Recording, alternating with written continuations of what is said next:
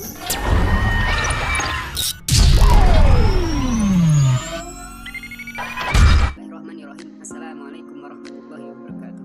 Allahumma sholli wa sallim wa barik ala sayyidina Muhammad wa ala alihi walhamdulillahi rabbil alamin.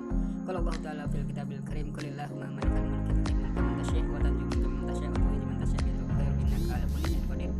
Baik anak-anakku sekalian, kami dari kelompok 7 yang akan presentasi yaitu di mata kuliah asuransi dan pegadaian. Di sini kami akan menerangkan yaitu perkembangan asuransi syariah di Indonesia serta persamaan dan perbedaan dengan asuransi konvensional. Materi pertama yaitu Helu Sugiarto yang akan menerangkan perkembangan asuransi di Indonesia, dan pemateri kedua yaitu Aisyah Fitri Wahyuni yang akan menerangkan dasar mekanisme. Pemateri ketiga yaitu Nia Najwa Priya yang akan menerangkan operasional, dan pemateri keempat yaitu Isma Setiawati yang akan menerangkan persamaan, dan pemateri kelima yaitu Yeni Setiawati yang akan menerangkan perbedaan.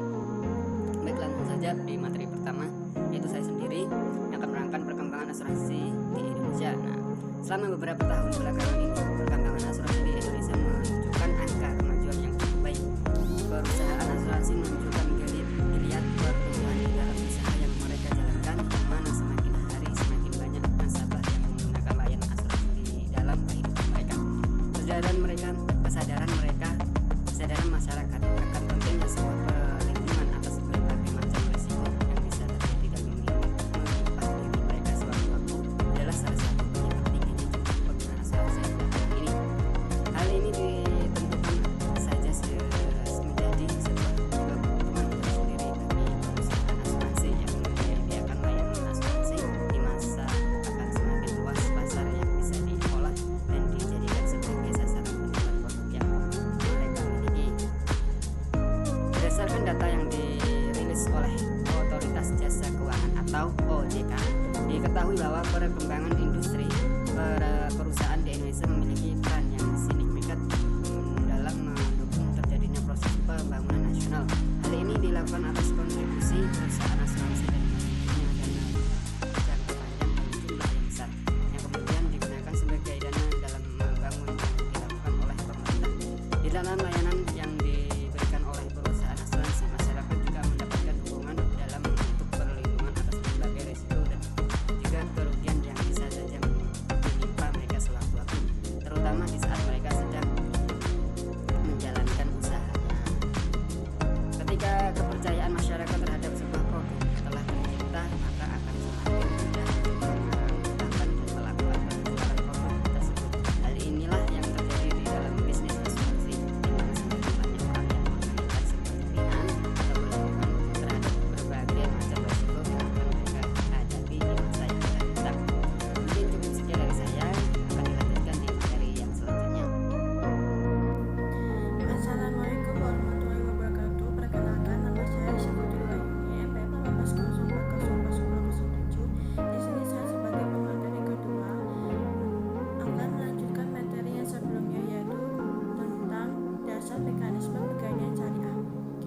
Pegadaian syariah dalam proses pinjam-meminjam masih sama dengan pegadaian konvensional, hanya saja bunga yang dikenakan pada pegadaian konvensional diganti dengan biaya penitipan pada pegadaian syariah. Misalnya, seseorang yang membutuhkan uang, mereka datang ke pegadaian syariah, menyerahkan barang yang akan digadaikan, lalu dilakukan penaksiran terhadap barang tersebut. Setelah itu, peminjam mendapat uang sesuai nilai taksiran. Jasa penitipan pun tidak serta-merta dikalikan dari presentasi tertentu, tapi dihitung dengan suatu nilai tertentu sesuai bobot dari barang yang digadaikan. Prosedur untuk memperoleh kredit gadai syariah sangat sederhana. Masyarakat hanya menunjukkan bukti identitas diri dan barang yang bergerak sebagai jaminan. Uang pinjaman dapat diperoleh dalam waktu yang tidak relatif lama, kurang lebih 15 menit. Begitupun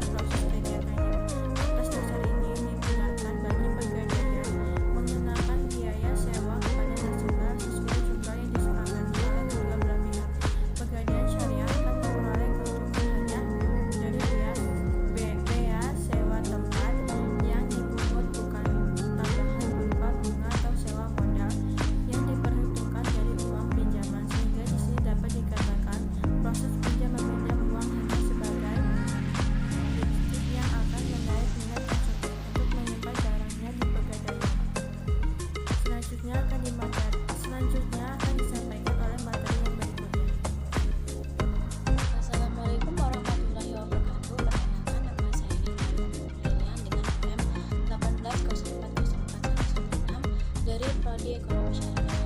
Di sini saya akan melanjutkan materi mengenai operasional Pegadaian Syariah, di mana operasi Pegadaian Syariah hampir sama dengan Pegadaian konvensional. Seperti halnya Pegadaian konvensional, Pegadaian Syariah juga menyalurkan uang pinjaman dengan jaminan barang bergerak.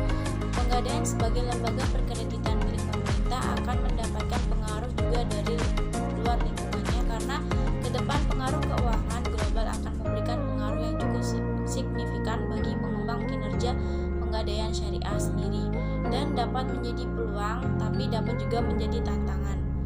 Kegiatan operasional di Pegadaian Syariah dilaksanakan sesuai dengan ketentuan yang ada dalam Fatwa DSN nomor 25/DSN MUI nomor 3 2002 tentang peran serta pedoman operasional Gadai Syariah yang diterbitkan oleh Perum Pegadaian. Pada proses pemberian kredit TRAN dilakukan dengan dua akad, yaitu akad TRAN dan akad ijarah. Hal ini sesuai dengan karakteristik Pegadaian Syariah sebagai salah satu lembaga keuangan syariah yang tidak menggunakan bunga dalam setiap transaksinya. Dua akad inilah yang menjadi pembeda utama dengan sistem yang diterapkan oleh Pegadaian konvensional yang hanya menggunakan akad saja, di mana pemahaman masyarakat mengenai Gadai Syariah belum begitu baik sehingga terjadi miskomunikasi antara masyarakat dan pihak Pegadaian. Sekian dari materi saya, akan dilanjutkan oleh pemateri berikutnya. Baik, saya akan menjelaskan tentang persamaan akad gadai syariah maupun konvensional. Yaitu gadai merupakan memberikan jaminan bahwa seseorang bisa membayar hutangnya, dan jika gagal memenuhinya, maka hak kreditur untuk mengambil pelunasan atas benda jaminan. Subjek dari gadai tersebut adalah penerima gadai dan pemberi gadai. Barang yang digadaikan baik dari segi hukum Islam maupun hukum perdata tidak diambil manfaatnya. Penerima gadai berhak menjual barang yang dijadikan jaminan jika si berutang tidak mampu melunasi hutangnya, dan wajib menjaga dan memelihara barang yang dijadikan jaminan. Dan pemberi gadai berhak menerima uang sisa dari hasil eksekusi dan wajib untuk melunasi kewajibannya. Pada dasarnya, konstruksi hukum gadai syariah atau RAN adalah identik dengan gadai PAN atau konvensional, yaitu sama-sama memandang perjanjian gadai sebagai perjanjian ikutan atau aksesorir dari perjanjian pokok yang dijamin. Objek gadai adalah benda bergerak. Benda gadai dikeluarkan dari kekuasaan pemberi gadai. Hak utama kreditur penerima gadai adalah menjual benda gadai atau eksekusi. Dalam hal debitur wan prestasi untuk mengambil pelunasan dengan kewajiban mengembalikan uang sisa hasil penjualan atau eksekusi.